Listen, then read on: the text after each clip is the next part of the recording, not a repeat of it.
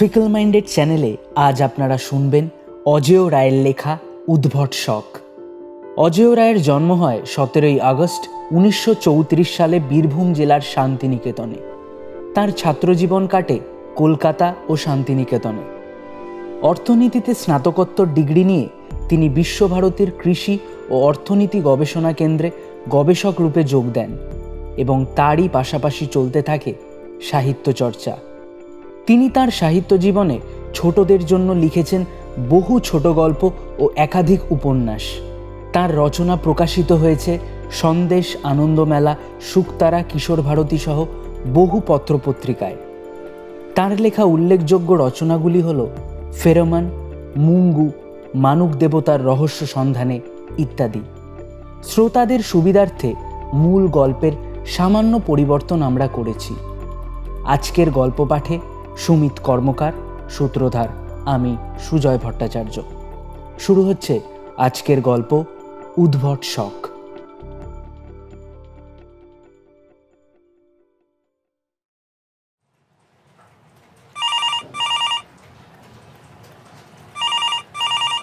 অফিসে আসার ঘণ্টাখানেকের মধ্যে একটা টেলিফোন কল পেল তপন দত্ত। টেলিফোনটা বড়বাবুর টেবিলে। ডাক পেয়ে তপন উঠে গেল ফোন ধরতে।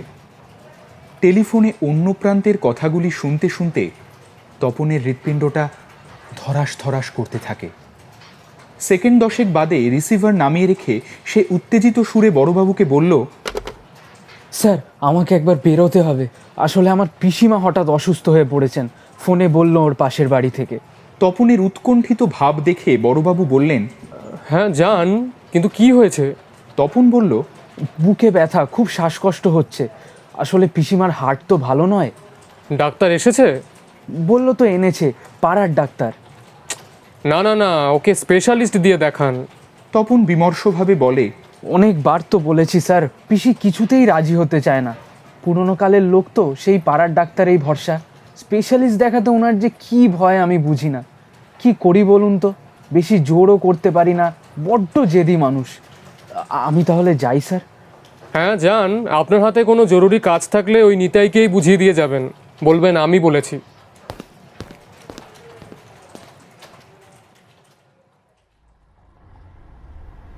পিসিমার বাড়ি যাবার পথে বাসের সিটে বসে তপন ছটফট করে। মনে মনে ডাকে, হে ভগবান। পিসিমার বাড়ি ভবানীপুরে। হাজরা পার্কের কাছে নেমে বড় রাস্তা থেকে পাশে ঢুকে যাওয়া একটা সরু রাস্তা ধরে মিনিট 5 হেঁটে পিসির বাড়ি পৌঁছয় তপন। বাড়িটা পিসির নিজের, মাঝারি আকার, দোতলা। নিচতলাটা ভাড়া দেওয়া হয়েছে। দোতলায় থাকে নিস্তারিণী দেবী, অর্থাৎ তপনের পিসিমা। নিঝুম বাড়ি, থমথম করছে। কারো গলার আওয়াজ পাওয়া যাচ্ছে না। কি ব্যাপার? তপন সোজা দোতলায় উঠে গেল। সিঁড়ির পাশের ঘরটায় বসেছিলেন আশুবাবু এবং বাগচি মশাই, পাশাপাশি গম্ভীর মুখে। আশুবাবু পাশের বাড়িতে থাকেন। ওর ছেলেই টেলিফোন করেছিল তপনকে, আর বাগচি মশাই পিসির ভাড়াটে। তপনকে দরজায় দেখে আশুবাবু তাকে হাতছানি দিয়ে ডাকলেন। তপন কাছে গিয়ে উদ্বিগ্ন চাপা সুরে জিজ্ঞেস করল, পিসি? আশুবাবু নিচু স্বরে জবাব দিলেন, ঘুমোচ্ছেন, ডাক্তার ওষুধ দিয়ে ঘুম পাড়িয়ে দিয়েছে। কেমন অবস্থা? মনে তো হচ্ছে যাত্রা ফাঁড়া কাটলো, তবে ডাক্তার বলেছে আরও 24 ঘন্টা না গেলে নিশ্চিন্ত হওয়া যাবে না। কথাগুলো কানে যাওয়া মাত্র তপনের সব উদ্বেগ উত্তেজনায় যেন ঠান্ডা জল ঢেলে দেওয়া হলো। গ্রীষ্মের দুপুরে ঘেমে নিয়ে ধরফর করে ছুটে আসার ক্লান্তিটা টের পেল এতক্ষণে। পা দুটো থেকে যেন শুষে নিচ্ছে শক্তি। সে ওই ঘরেই একটা চেয়ারে ধপ করে বসে পড়ল। তপনের অবস্থা দেখে আশুবাবু ভরসা দিলেন, আহা, অত নার্ভাস হচ্ছ কেন? ডাক্তার চাটুর্যে যখন বলেছেন মনে হচ্ছে যাত্রা টিকে যাবেন, তখন নির্ঘাত টিকেই যাবেন। ওই মনে হচ্ছেটুকু কথার কথা, ওটা বাদ দিতে পারো। অনেকদিন তো দেখছি আমাদের ডাক্তারবাবুকে, আশ্চর্য ক্ষমতা। তবে হ্যাঁ, দিন 15 কমপ্লিট রেস্ট নিতে বলেছেন, আর ঠিকঠাক খাওয়া চাই সময় মতো। তোমার পিসিমা কিন্তু কিছুদিন বড্ড অনিয়ম করছেন। মতির মা বলছিল। তপনের মাথায় আশুবাবুর শেষ কথাগুলো আর ঢোকে না। কেমন ফাঁকা লাগছে মগজটা। একটা দীর্ঘশ্বাস বেরিয়ে আসে তপনের বুক থেকে। সে চেয়ারে গা এলিয়ে দেয়। এবার বাগচি মশাই কথা বললেন। যাও না, পিসিকে একবার দেখে এসো গিয়ে। বাগচি মশাইয়ের কথায় তপনের চটক ভাঙে। সে সামলে নেয় নিজেকে, বলে, ও হ্যাঁ হ্যাঁ হ্যাঁ যাই। সে পা টিপে টিপে যায় পিসির শোবার ঘরের দরজায়। খাটে চিত হয়ে শুয়ে আছেন নিস্তারিণী দেবী। বুক অবধি চাদরে ঢাকা, চোখ বোজা। লক্ষ্য করলে বোঝা যায় যে ধীর লয়ে শ্বাস প্রশ্বাস বইছে। খাটের পাশে একটা অক্সিজেন সিলিন্ডার, টেবিলে কিছু ওষুধপত্র। ফ্যানটা ঘুরছে জোরে। পায়ের কাছে চেয়ারে বসে প্রৌঢ়া মতির মা একাগ্র দৃষ্টিতে তাকিয়ে আছে পিসিমার দিকে। সাদা থান পড়া বিষণ্ণতার প্রতিমূর্তি যেন। বাড়িতে যে ঝড় বয়ে গেছে তার ছাপ মতির মায়ের চোখে মুখে। তপন দরজায় আসতে মতির মা এক ঝলক ঘাড় ফিরিয়ে দেখল তপনকে। ফের তার চোখ ফিরে গেল পিসিমার উপর। তপন জানে, যতদিন না পিসিমা সুস্থ হয়ে খাট ছেড়ে নামবেন, মতির মা তাকে কদাচিৎ চোখের আড়াল করবে। দিনে রাতে এই ঘরেই কাটাবে। পিসির সব কাজ করে দেবে। বাইরে থেকে নার্স ভাড়া করে আনা সত্ত্বেও মতির মা কিন্তু এই ঘরেই থাকে। এর আগেও এই একই ব্যাপার ঘটেছে। একটা বিপুল হতাশা আচ্ছন্ন করল তপনকে। ইস, এবারেও হলো না রে, গেল সুযোগটা। তপন পিসির কাছে যায় না। মস্ত ঘরখানার এক কোণে অবসন্নভাবে একটা চেয়ারে বসে।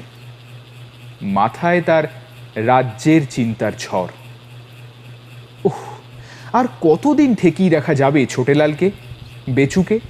শুধু হতাশা নয়, প্রচণ্ড রাগ ও মরিয়া ভাব গুমড়ে ওঠে তার বুকের ভিতর। উফ, এভাবে যে আর কতদিন চলবে? খানিকক্ষণ চুপচাপ গালে হাত দিয়ে বসে থেকে তপন পিসির ঘর থেকে বেরিয়ে যায়। ফের গিয়ে বসে আশুবাবু ও বাগচি মশাইয়ের কাছে। পিসির ঘর তখন তার কাছে অসহ্য ঠেকছিল। ডাক্তারকে ডাকলো? জানতে চায় তপন। আশুবাবু বললেন, মতির মা নিস্তারদির বুকে ব্যথা উঠতেই প্রথমে ছুটে যায় ডাক্তারবাবুর কাছে, তারপর আমাদের খবর দেয়। ওর খুব বুদ্ধি। কিছু আনতে হবে? আপাতত দরকার নেই। আমার ছেলে মিন্টু ওষুধ, ইঞ্জেকশন, অক্সিজেন সব এনে দিয়েছে। তোমায় তো টেলিফোন করলো তারপর। জানে তুমি আস্তে আস্তে দেরি হয়ে যাবে। মিন্টু দুজন নার্স ঠিক করতে গেছে। দিনে রাতে ডিউটি দেবে দিন 15। সত্যি মিন্টু খুব কাজের। তবে আমিও দেরি করতাম না, দরকার হলে ট্যাক্সি নিয়ে চলে আসতাম। বড়জোর 15 মিনিট লাগতো। কিছু বলা যায় না হে, যা পথঘাট, ট্রাফিক জ্যাম। ইচ্ছে থাকলেও তো উপায় নেই, বলো। তা বটে। আশুবাবু এবং বাগচি মশাই এবার বিদায় নিলেন। মতির মাকে বলে গেলেন যে কিছু দরকার হলেই যেন খবর দেওয়া হয় তাঁদের। তপন সেখানে আরও ঘণ্টাখানেক বসে রইল গুম মেরে। মধ্যে 1 কাপ চা আর 2টো বিস্কিট সামনে রেখে গেল পিসির ছোকরা কাজের লোক রাজু। অন্যদিন অবশ্য মতির মা নিজে হাতেই চাটা দেয়, তবে আজ অবশ্য সে মা ঠাকুরনকে ছেড়ে নড়বে না যতক্ষণ না নার্স আসে। ঘণ্টাখানেক বাদে উঠে পড়ল তপন। মতির মাকে বলে এলো, দরকার হলে আমায় খবর দিও, বুঝলে? অবশ্য আমি রোজই আসবো এর মধ্যে। তপন বেরিয়ে পড়ে অত্যন্ত ক্ষুব্ধ চিত্তে। তপন কেন ক্ষুব্ধ? কি চায় সে? কারণগুলো জানানো যাক। তপন দত্ত 30-এ পা দিয়েছে। কলকাতায় কলেজ স্ট্রিট অঞ্চলে থাকে ছোট একখানা ঘর ভাড়া নিয়ে। একাই থাকে, এখনো বিয়ে করেন। বজবজে থাকেন তপনের বাবা মা। ছোটখাটো একটা সরকারি অফিসে চাকরি করে তপন, ডালহৌসি পাড়ায় অফিস। নিস্তারিণী দেবী তার নিজের পিসিমা, বাবার একমাত্র ছোট বোন। তপনের বাবা স্কুল মাস্টার ছিলেন। কায়ক ক্লেশে সংসার চালিয়েছেন, ছেলে মেয়েদের লেখাপড়া শিখিয়েছেন যতটা সম্ভব। 2 মেয়ের বিয়েও দিয়েছেন। তপন তার একমাত্র ছেলে। বিয়ে পাশ করে তপন আর পড়েনি। পড়াশোনা তার বেশি ভালো লাগতো না।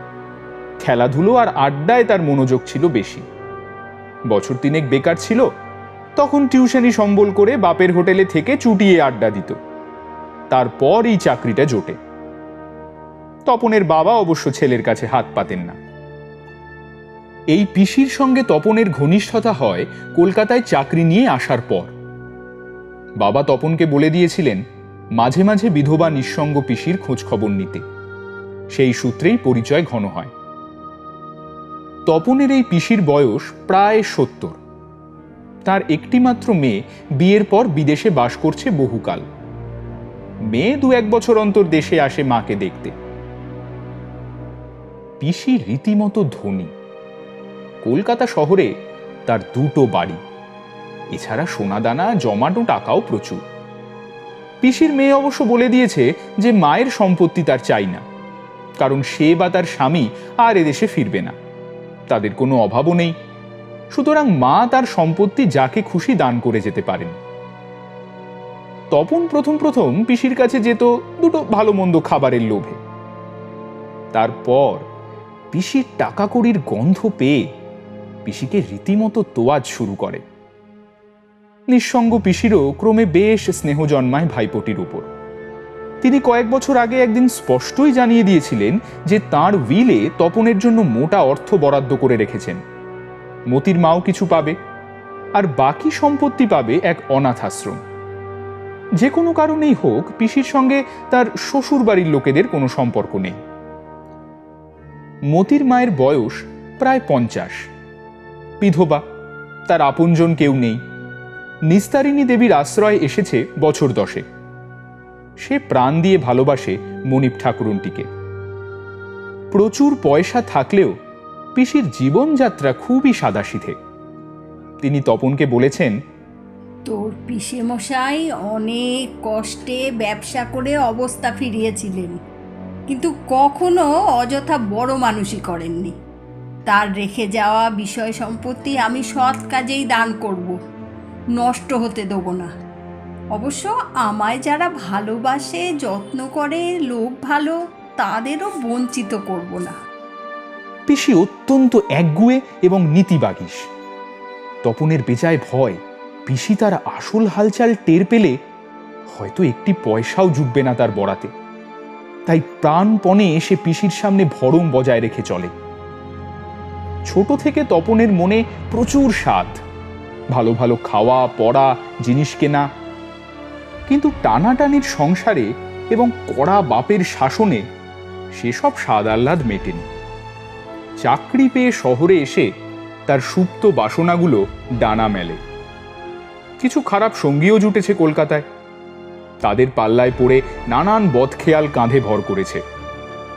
রোজগার কম, এদিকে খরচের বহরটা বেশি, তাই বাজারে ধার জমেছে ঢের। সেসব ধার শোধের কোনো উপায় খুঁজে পাচ্ছে না তপন। অফিসের ফান্ড থেকে কিছু ধারও নিয়েছে মিথ্যে কথা বলে, বাবার অসুখে চিকিৎসার নামে। ছোটেলাল এবং বেচু তার 2 প্রধান পাওনাদার। কিছুটা ধার শোধ করা অবশ্য যায় শখের দামি জিনিসগুলো বিক্রি করে।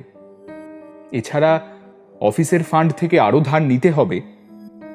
অবশ্য ধার শোধ করতে মাইনে আরো কম পাবে। খুব টেনে টুনে চালাতে হবে কয়েক বছর, সেটাও তার ইচ্ছে নয় মোটে। তবে এই আর্থিক সমস্যার সুরাহা হবে এবং আরো কয়েকদিন কাপ্তেনি চালিয়ে যাওয়া যাবে এমন একটি সহজ উপায় আছে।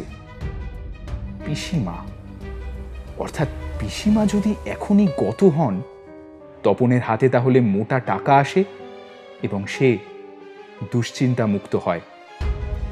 কিন্তু সে আশাও যে কেবলই ফসকে যাচ্ছে। মতির মায়ের সেবা যত্ন এবং পাড়ার ডাক্তারবাবুর চিকিৎসার গুণ তার পাড়া ভাতে ছাই ঢালছে ক্রমাগত। পিসিমা কিপটে নয়, পাড়ার লোককে দরকারে অদরকারে অনেক সাহায্য করেন।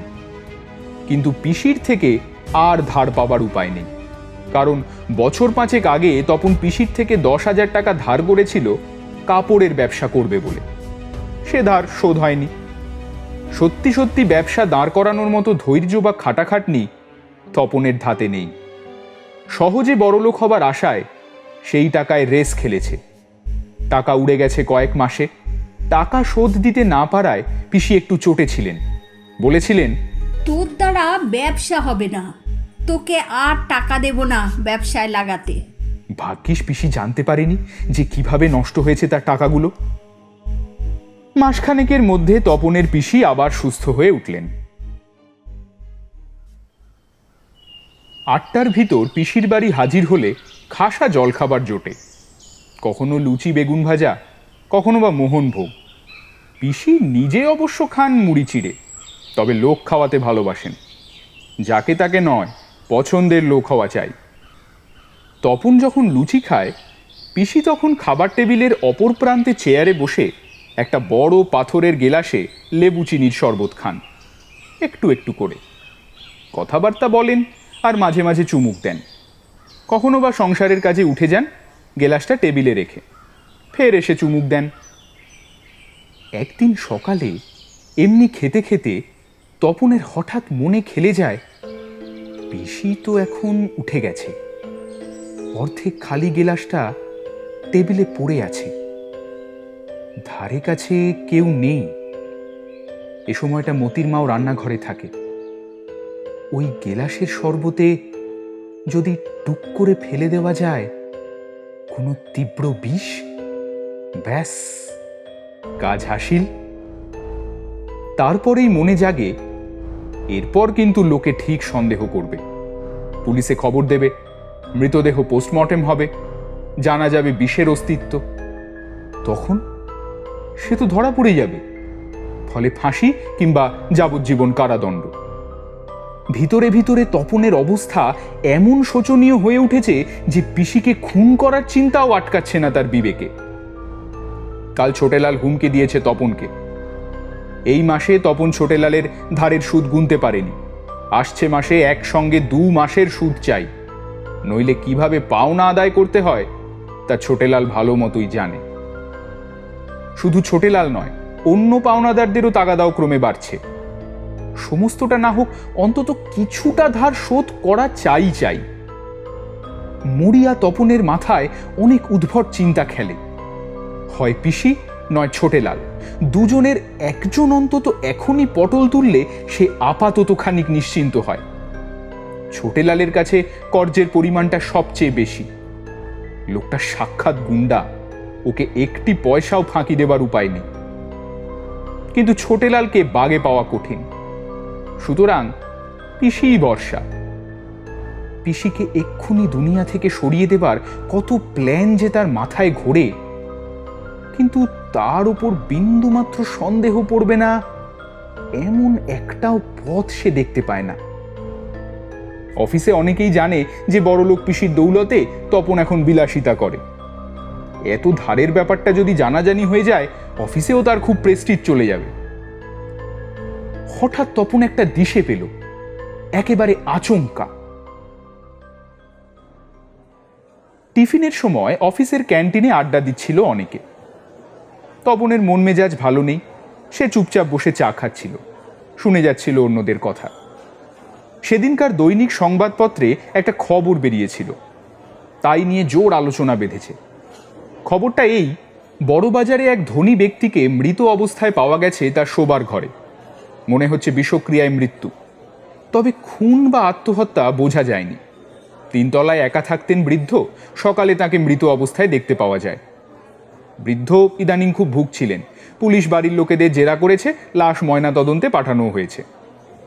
সবজান্তা সাধন মণ্ডল ওই সূত্র ধরে এক লম্বা লেকচার জুড়ে দেয়, কোন বিষের কি লক্ষণ তাই নিয়ে, কি লক্ষণ দেখে বোঝা যাবে কি বিষ খেয়েছে ইত্যাদি ইত্যাদি।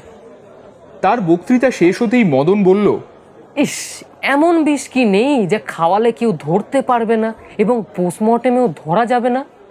না না, আছে, আমি শুনেছি। মন্তব্যটা করে ইউনিয়ন লিডার জীবন হালদার। সে এই দলে বসেনি, ব্যস্ত হয়ে এসে টোস্ট আর চা খাচ্ছিল পাশের টেবিলে। কোথায় শুনেছেন? সাধন ভুঁড়ু কুচকে জীবনকে জিজ্ঞাসা করে। একজনের কাছে শুনেছিলাম। নির্বিকারভাবে জবাব দেয় জীবন। ইম্পসিবল! কোথায়? আমি তো এমন বিষয়ের কথা কোথাও শুনিনি। জীবন হালদার একটুও দমে না, দৃঢ় স্বরে চিবিয়ে চিবিয়ে বলে, সায়েন্সের কোথায় কি এক্সপেরিমেন্ট হচ্ছে সব কি ছাপা হয়? একদিন হঠাৎই জানা যায়। যুক্তিটা অকাট্য। সাধনরা চুপ করে যায়। তবে সাধনের মুখ দেখে ঠাহর হয় যে সে মোটেই কথাটা মেনে নেয়নি, কিন্তু জীবনের সঙ্গে তর্ক করতে চায় না। জীবন প্রচণ্ড তার্কিক তো বটেই, তাছাড়া ইউনিয়ন লিডার, আপদে বিপদে ও ভরসা। তর্ক করে ওকে চটিয়ে দেওয়া বুদ্ধিমানের কাজ হবে না। লোকটা অতি ধূর্ত, ওকে ভয়ও পায় সকলে। চটে গেলে কি পেঁচে ফেলে দেবে কে জানে। জীবন পাশের টেবিলের হাবভাব ভ্রুক্ষেপই করল না। চা শেষ করে দ্রুত পায়ে উঠে গেল। জীবন চলে যেতেই সাধন ঠোঁট বেঁকিয়ে বলল, কে কি গুলতাপ্পি মেরেছে বিশ্বাস করতে হবে আবার। বাপি বলল, লিডার যে যা খুশি গেলাতে ওস্তাদ। জীবনের মাতব্বরি একেবারেই পছন্দ করে না তপন। একবার খটাখটিও লেগেছিল, তবু নিজের স্বার্থে সেদিনই অফিস ছুটির কিছু আগে তপন জীবনকে পাকড়াও করলো। আচ্ছা দাদা, ওই যে ক্যান্টিনে বলছিলেন না, আরে ওই যে কিছুতেই ধরা যাবে না, সত্যি? তাই তো শুনেছি। গম্ভীরভাবে জানায় জীবন। আশ্চর্য আবিষ্কার, তাই না? কার কাছে শুনেছেন? আসলে আমি একটু কথা বলে জানতাম আরও। কেন, আপনার কি ওই বীজ দরকার? জীবন বাঁকা সুরে বলে, না না না না, আমি বিষ নিয়ে কি করব, আমার একটু জানবার ইচ্ছে হলো ডিটেলসে, তাই আর কি। জীবন ঝপ করে বলল, ঠিক আছে, এই নিয়ে যদি আরও কিছু জানতে চান নাম ঠিকানা দিচ্ছি, চলে যান এর কাছে। দেখি একটা কাগজ দেখি। তপন একটা পুরনো রসিদ বের করে দেয় জীবনের হাতে। জীবন তাতে খসখস করে লিখে সেটা ফেরত দিল তপনকে। তপন পড়ল, কবিরাজ নন্দ সেন, নিবাস পানিহাটি, একটা রাস্তার নাম দেওয়া হয়েছে। কবিরাজ? কেন, অসম্ভব কি? এসব প্রাচীন শাস্ত্রে টাস্ত্রে নাকি অনেক গোপন বিদ্যা আছে। পানিহাটি চেনেন? হ্যাঁ হ্যাঁ হ্যাঁ চিনি, ওই তো শ্যামবাজার থেকে বিটি রোড ধরে ঘন্টাখানেক বাসে। চলে যান তবে। শুনেছি ওই রাস্তায় গিয়ে এর নাম বললেই লোকে বাড়ি দেখিয়ে দেবে। তবে হ্যাঁ, উনি চিকিৎসা শাস্ত্র বিষয়ে কথা বলতে গেলে নাকি অ্যাপয়েন্টমেন্ট ছাড়া দেখা করেন না। নিজের নাম ঠিকানা দিয়ে চিঠি লিখবেন, উনি জানাবেন কবে কখন যাবেন। চিঠিতে প্রয়োজন লিখবেন কবিরাজি শাস্ত্র বিষয়ে ব্যক্তিগত আলোচনা। কথা থামিয়ে জীবন হালদার হনহন করে হেঁটে চলে যায়।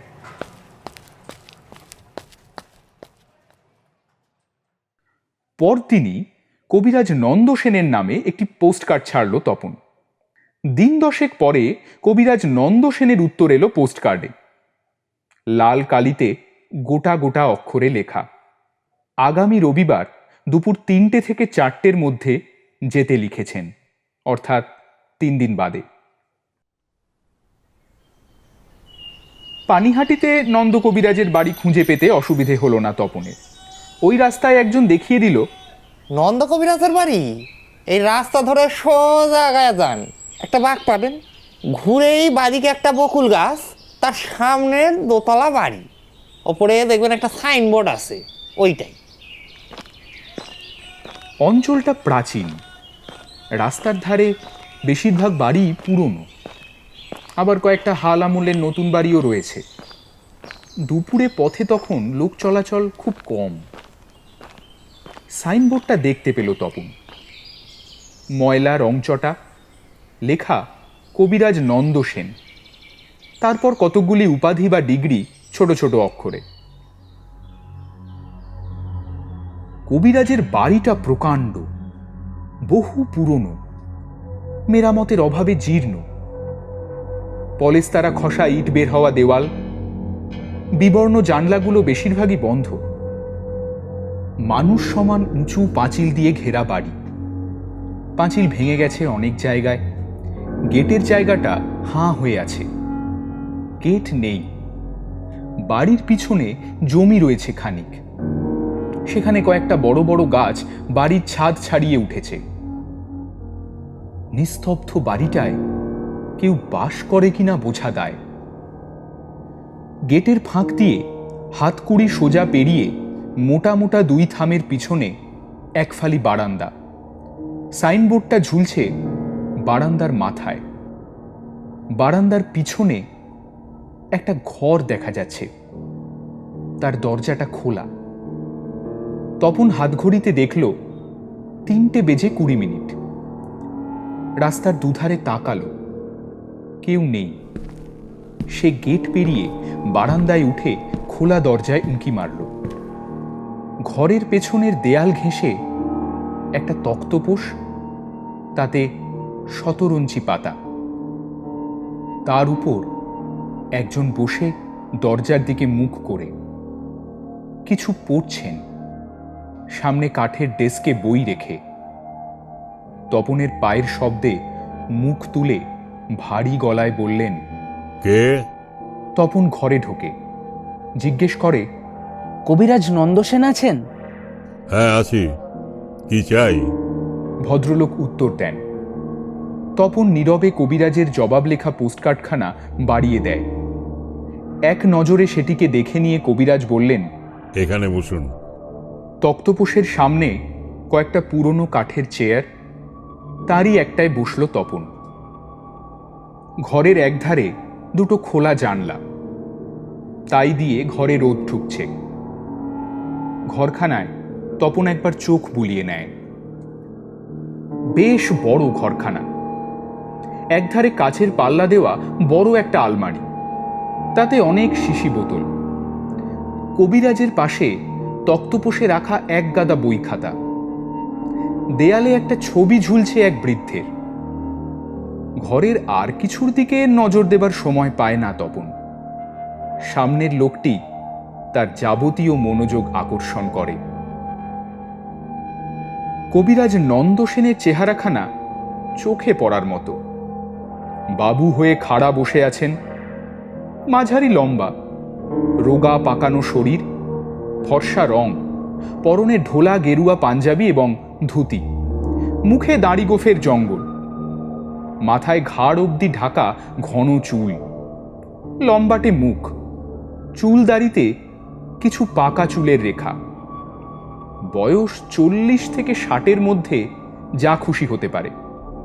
চাপা ঠোঁট, টিয়া পাখির মতো বাঁকা লম্বা নাক, চোখে গোল ফ্রেমের চশমা, আর চশমার কাচের পেছনে দুটি জলজলে চোখের চাউনি স্থিরভাবে লক্ষ্য করছে তপনকে। হ্যাঁ বলুন। ধীর গম্ভীর কণ্ঠে যেন আদেশ হয়। তপনের বেশ নার্ভাস লাগে, কোনো রকমে সাহস সঞ্চয় করে। কারো গলা শোনা যাচ্ছে না। মনে হয় কাছে ধারে আর কেউ নেই। সে ইতস্তত করে নিচু স্বরে বলে ফেলে, শুনলাম আপনি এমন একটা বিষ জানেন যা কোনো মতেই ধরা যায় না। কবিরাজ কথা বলেন না, শুধু একবার মাথা নাড়েন সায় দিয়ে। আমি এই জন্যই। তপন থতমতভাবে বাকি কথা আর শেষ করে না। আপনার চাই? চাঁচা ছোলা প্রশ্নটা স্পষ্ট যেন ধাক্কা মারে তপনকে। সে ঢোক গিলে একবার মাথা ঝাঁকিয়ে কোনো মতে অস্ফুট স্বরে বলল, হ্যাঁ। কবিরাজ তক্তপোষ ছেড়ে মাটিতে নামলেন। ধীর পায়ে গিয়ে বাইরের দরজাটা বন্ধ করলেন। তারপর ঘরের অন্য দরজা, যেটা অন্দরের দিকে, সেটার কাছে গিয়ে বললেন, আমি এই সময় 1 কাপ চা খাই, আসুন ভিতরে, 1 কাপ চা পান করবেন আমার সাথে। তপন আপত্তি জানায়, না না, এ সময় আবার চা কেন? কেন, চা খান না? তা খাই। তাহলে আসুন, চা একা খেলে জমে না। লোকটির কণ্ঠে এমন একটা কর্তৃত্ব আছে যে ওর অনুরোধ এড়ানো কঠিন। তপন উঠে কবিরাজের পিছু নেয়, বাড়ির ভিতর ঢোকে। চৌকো ছোট বাঁধানো নিচু চাতাল, তার চারপাশ ঘিরে উঁচু বারান্দা, মোটা মোটা গোল থাম, এক এক ধারে 2-3টে ঘর। ঘরগুলোর দরজা বন্ধ। একতলা বা দোতলায় জনপ্রাণীর দেখা পাওয়া গেল না। মনে হলো যে এই বাড়ির অন্য অংশে কেউ থাকে না। উঠোনে ময়লা, বারান্দাও ঝুলে ভর্তি। এক গাদা পায়রা ঘুরছে কার্নিশে এবং কড়িকাঠে, যেন পোড়ো বাড়ি।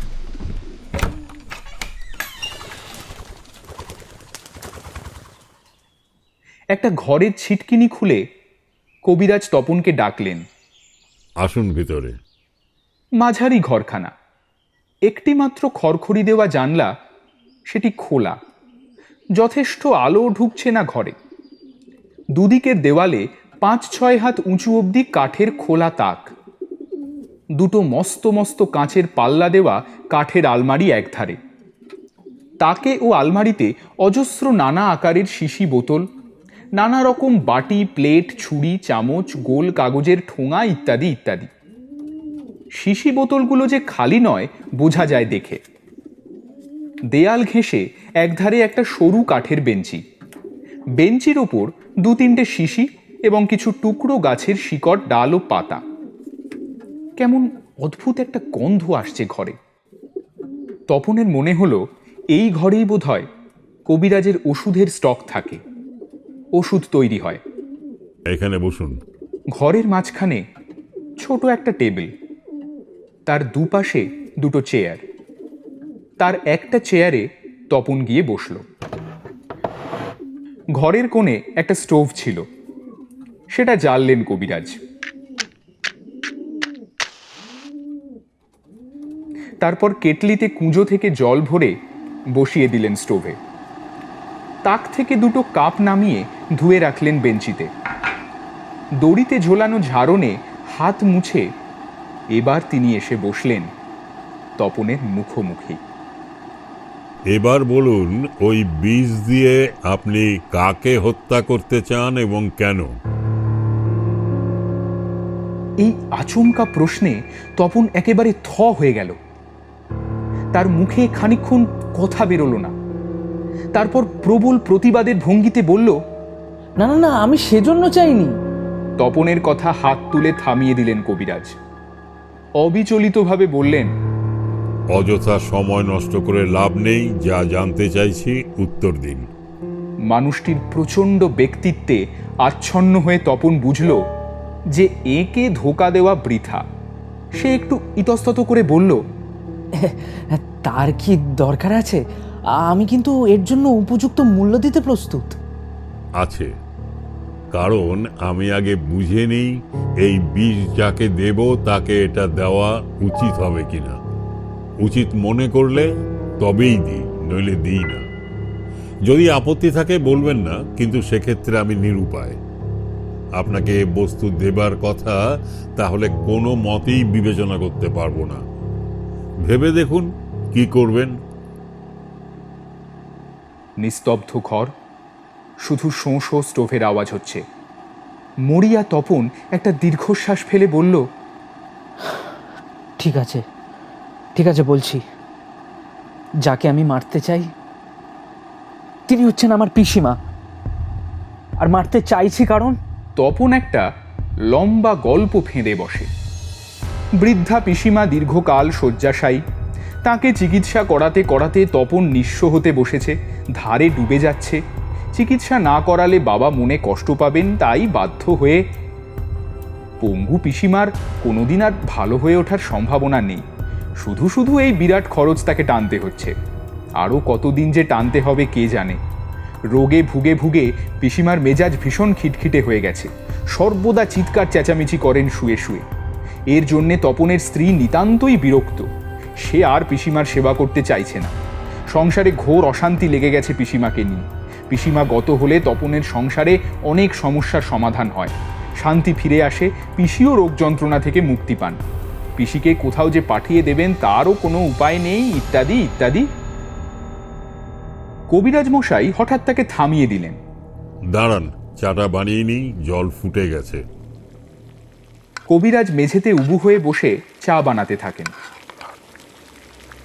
এই ফুরসতে তপন ভেবে নেয়, অসুস্থ পঙ্গু পিসিমার কারণে তার জীবন যে কত দুর্বিষহ হয়ে উঠেছে, তাই নিয়ে আরও কত কি বলবে, যাতে নন্দ কবিরাজের একটু সহানুভূতি জাগে, যাতে সে বোঝাতে পারে যে পিসিকে হত্যা করলে কোনো অপরাধ করা হবে না। পিসির জীবনের বিনিময়ে অনেকের অশেষ উপকার হয়। কবিরাজ মশাই 2 কাপ চা বানিয়ে টেবিলে রাখলেন। সঙ্গে একটি প্লেটে 2টি বিস্কিট। একখানা বিস্কিট নিজে তুলে নিয়ে এবং 1 কাপ চা নিজে নিয়ে চুমুক দিয়ে ইশারা করলেন তপনকে। খান। দুজনে চা বিস্কিট শেষ করে। কবিরাজ চা খেতে খেতে চুপচাপ শোনেন তপনের বাকি কাঁদুন। তপন কথা শেষ করে উৎসুকভাবে তাকিয়ে রইল কবিরাজের দিকে। কবিরাজ মশাই এবার মাথা ঝাঁকিয়ে ধীরে ধীরে বললেন, এই বিষ আমি মাঝে মাঝে লোককে দিয়েছি বটে, আগেই যা বলেছি আপনাকে, সেই পরিস্থিতিতে যখন মনে করেছি যে সে এই বিষ পাবার যোগ্য, অর্থাৎ খুনটা অন্যায় নয়, এ বিষে মৃত্যু ঘটলে এটা যে বিষ প্রয়োগে মৃত্যু তা ধরা অসম্ভব, মনে হবে স্বাভাবিক মৃত্যু সন্ন্যাস রোগে, বিষের কোনো অস্তিত্ব টের পাওয়া যাবে না ময়না তদন্তে। এই বিষ আমি কাউকে দেব মনস্থ করলে এমনিই দিই, এর জন্যে কোনো মূল্য নেই না। তপন উৎফুল্ল হয়ে বলে, বাহ, দয়া করে আমায় ওই বিষ দিন, বুঝতেই তো পারছেন আমার অবস্থা। কবিরাজের দাড়ি গোঁফের ফাঁকে ঠোঁটে বিচিত্র হাসি ফোটে, গালে কপালে ভাঁজ দেখা যায়, চোখ দুটি ছোট হয়ে ঝিকমিক করে। চাপা গম্ভীর গলায় তিনি কেটে কেটে উচ্চারণ করলেন, এই বিষ আপনাকে আমি ইতিমধ্যেই দিয়েছি এবং আপনি তা গ্রহণ করেছেন ওই চায়ের মাধ্যমে। চা বানাতে বানাতেই আমি স্থির করে ফেলি যে এই বিষ আপনার প্রাপ্য, সুতরাং বিনি পয়সাতেই দিয়েছি। তবে এর প্রতিষেধকের জন্য আমি মূল্য নিই। তপন ব্যাপারটা বুঝে স্তম্ভিত হয়ে গেল, তার মুখ ফ্যাকাশে হয়ে যায়।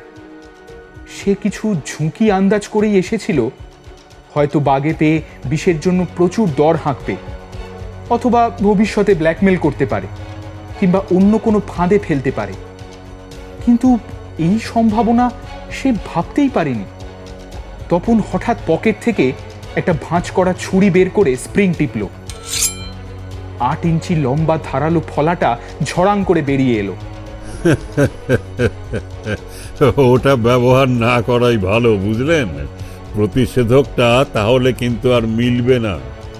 দুনিয়ায় আমি ছাড়া আর কেউ এই বিষ এবং প্রতিষেধক জানে বলে তো শুনিনি। ক্ষিপ্ত তপন ছুরিটা মুঠোয় বাগিয়ে অগ্নি দৃষ্টিতে তাকিয়ে থাকে নন্দ কবিরাজের দিকে। কি করবে সে ভেবে পায় না। ঝাল মেটাতে আমায় খুন করতে পারেন, কিন্তু আপনিও বাঁচবেন না। 2.5 থেকে 3 ঘন্টার মধ্যে অব্যর্থ বিষের ক্রিয়া শুরু হবে। মিনিট 10 মধ্যে নিশ্চিত মৃত্যু। এই প্রতিষেধকটা বের করুন, বের করুন, নইলে। ঘরঘরে গলায় গর্জন করে ওঠে তপন, ছুরিটা তাক করে। প্রাণের মায়া তুচ্ছ করেই এ কাজ করি। জীবনে আমার কোনো আসক্তি নেই, কোনো বন্ধন নেই। কত চান? প্রতিষেধকের জন্য কত চান? মাত্র 1000 টাকা। বিনীতভাবে জানালেন কবিরাজ। কি করি, বেঁচে থাকলে কিছু টাকার প্রয়োজন। কারো যদি শখ থাকে খুন করা আটকানো, তা সেই উদ্ভট শখ থেকে কিছু উপার্জন করা কি অপরাধ? কি বলেন? ছুরিটা নিজের চেয়ারে রেখে তপন বিনা বাক্য ব্যয়ে পকেট থেকে মানিব্যাগ বের করে 1000 টাকা গুনে টেবিলের উপর রাখল। কবিরাজ মশাই কিন্তু টাকাটা নেবার কোনো চেষ্টাই করলেন না। তিনি এবার কঠিন গলায় বললেন, আর একটা কাজ বাকি, আপনার পিসিমা এবং আমার নিজের নিরাপত্তার কারণে। আপনাকে একটি বিবৃতি লিখতে হবে এখনই। আপনার পিসিমাকে খুন করার অভিপ্রায় ব্যক্ত করে এবং উদ্দেশ্যটা যে আমি দৈবাৎ জেনে ফেলেছি তাও লিখতে হবে। এই নিন কাগজ কলম, বয়ানটা বলে যাচ্ছি, লিখুন। কবিরাজ মশাই বলে যান এবং তপন বাধ্য হয়ে লিখতে থাকে। তপন মতলবটা ঠিক ধরতে পারে না। লেখার নিচে নাম সই করে তারিখ দিয়ে। কবিরাজ বললেন, এবার আমি আপনার এই স্বীকৃতি খামে ভরে ডাকে দিয়ে আসব। ওটা যাবে আমার এক বন্ধুর কাছে, সে পুলিশের গোয়েন্দা বিভাগে বড় কাজ করে। তাকে এখনই আমি জানিয়ে দিচ্ছি আলাদা একটা চিঠিতে, আমি বা আপনার পিসিমা নিস্তারিণী দেবীর হঠাৎ অস্বাভাবিক মৃত্যু ঘটলে সে যেন এই খামটা খুলে আপনার বিবৃতিটা পড়ে এবং অনুসন্ধান করে এ ব্যাপারে আপনার হাত আছে কিনা। যদি আপনি আমাদের কাউকে সত্যি খুন করে বসেন, মনে রাখবেন যে আপনার ফাঁসির ব্যবস্থা তৈরি রইল। আপাতত আপনার বিবৃতিটা খামে বন্ধ হয়ে গচ্ছিত থাকবে আমার পুলিশ বন্ধুর কাছে। হ্যাঁ, চিঠি দুটো ডাকে ফেলে দিয়ে এসে আমি নিশ্চিন্তে আপনাকে প্রতিষেধকটা দেব। কবিরাজ মশাই এবার উঠে তাকে রাখা একটা খাতার ভিতর থেকে একটা খাম এবং একটা ইনল্যান্ড লেটার বের করলেন। খামে তপনের স্বীকৃতিটা ভরলেন, খামের মুখ আঠা দিয়ে বন্ধ করলেন, কোণের বেঞ্চিতে রেখে খামে ঠিকানা লিখলেন। ওখানেই চটপট লিখলেন ইনল্যান্ডে, সেটাও আটকালেন। অতঃপর ধীরে সুস্থে এসে টেবিল থেকে 1000 টাকা তুলে নিজের পাঞ্জাবির পকেটে ভরে তপনকে বললেন, এইখানেই অপেক্ষা করুন, আমি আধ ঘন্টার মধ্যে ফিরব। নন্দ কবিরাজ বেরিয়ে গেলেন। কাঠ হয়ে বসে থাকে তপন, ঘামতে থাকে। হাত ঘড়িতে দেখল যে চা খাবার পর প্রায় 1 ঘন্টা 10 মিনিট কেটেছে। ঠিক আধ ঘন্টা বাদে ফিরে এলেন কবিরাজ। তপনকে ডাক দিলেন, এবার আসুন। বাইরের দিকে যে ঘরে কবিরাজ প্রথমে বসেছিলেন সেখানে হাজির হয় দুজন। তপন লক্ষ্য করে যে বাইরের দরজাটা খোলা এবং তক্তপোষের ওপরে রাখা একটা কাচের গেলাস ভর্তি বুঝি কোনো শরবত। কবিরাজ গেলাসটা দেখিয়ে তপনকে বললেন, ওই আপনার প্রতিষেধক, খেয়ে ফেলুন। তপন ঢকঢক করে এক নিঃশ্বাসে সমস্ত শরবতটুকু খেয়ে নিল। কেমন মিষ্টি ঝাঁঝালো স্বাদ। ঠক করে নামিয়ে রাখলো গেলাসটা।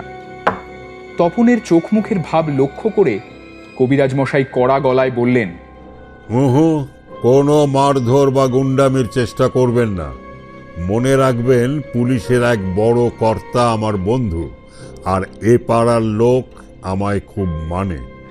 দাঁত কিরমির করে তপন বলল, আপনার এই চালাকি আমি রটিয়ে দেব, তারপর দেখি কেমন আপনার এই ব্যবসা চলে। কবিরাজ মুচকি হেসে বললেন, তাহলে কিন্তু আমার কাছে আপনার আসার উদ্দেশ্যটাও লোকে ধরে ফেলবে। সঙ্গে সঙ্গে কুঁকড়ে গেল তপন এবং সে চলে যাবার জন্য পিছু ফিরল। শুনুন, ডাকলেন কবিরাজ। তপন ঘুরে দাঁড়ায়। বাঁকা হেসে কবিরাজ মশাই বললেন, একটি অনুরোধ।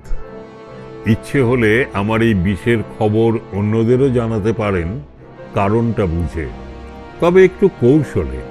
যোগাযোগ করার কায়দাটাও বলে দেবেন। আমার কাছে এই বিশেষ উদ্দেশ্য নিয়ে যারা আসে তাদের প্রত্যেককেই আমি এই অনুরোধ করে থাকি। একটু থেমে স্থির চোখে তপনের দিকে চেয়ে কবিরাজ বললেন, বলা তো যায় না মনে মনে কে কার শত্রু। হয়তোবা আপনার থেকে খবর পেয়ে কেউ আমার কাছে আসতে পারে আপনাকেই সরাবার মতলবে। তখন আমার এই বেয়ারা শখটাই কিন্তু আপনাকে রক্ষা করবে। আচ্ছা, আসুন, নমস্কার। কবিরাজ নন্দসেনের বাড়ি থেকে তপন শেষমেশ বেরিয়ে পড়ে। পিছনে দরজা বন্ধ হবার শব্দ হয়।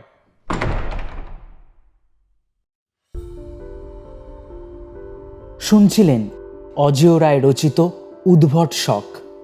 গল্প পাঠ ও আশুবাবুর চরিত্রে সুমিত কর্মকার, তপন, বাগচি মশাই ও বাপির চরিত্রে আমি সুজয় ভট্টাচার্য, বড়বাবু ও মদনের চরিত্রে সঞ্জীব বর্ধন, সাধন ও অচেনা লোকের চরিত্রে মৈনাক দাস, জীবন হালদারের চরিত্রে দিগন্ত নাগ, পিসিমার চরিত্রে শ্রীমতী দেবযানী চ্যাটার্জি এবং নন্দ কবিরাজের চরিত্রে শ্রী সুমন্ত্র দত্ত রায়। গল্পের প্রচ্ছদটি এঁকেছে জয়িতা সরকার, সূত্রধার, সমগ্র পরিচালনা ও সম্পাদনায় আমি সুজয় ভট্টাচার্য। অসংখ্য ধন্যবাদ ও কৃতজ্ঞতা জানাই শ্রী সুমন্ত্র দত্ত রায় ও শ্রীমতী দেবযানী চ্যাটার্জিকে এই উদ্যোগে আমাদের পাশে থাকার জন্য। কেমন লাগলো আমাদের আজকের গল্পটি কমেন্ট করে জানাতে ভুলবেন না। আর ভালো লাগলে অবশ্যই লাইক ও শেয়ার করে দেবেন। আর যারা নতুন তারা অবশ্যই চ্যানেলটিকে সাবস্ক্রাইব করে আমাদের পাশে থাকুন। খুব শীঘ্রই আমরা আরও একটি নতুন গল্প নিয়ে হাজির হব আপনাদের কাছে। সুস্থ থাকুন, ভালো থাকুন। ধন্যবাদ।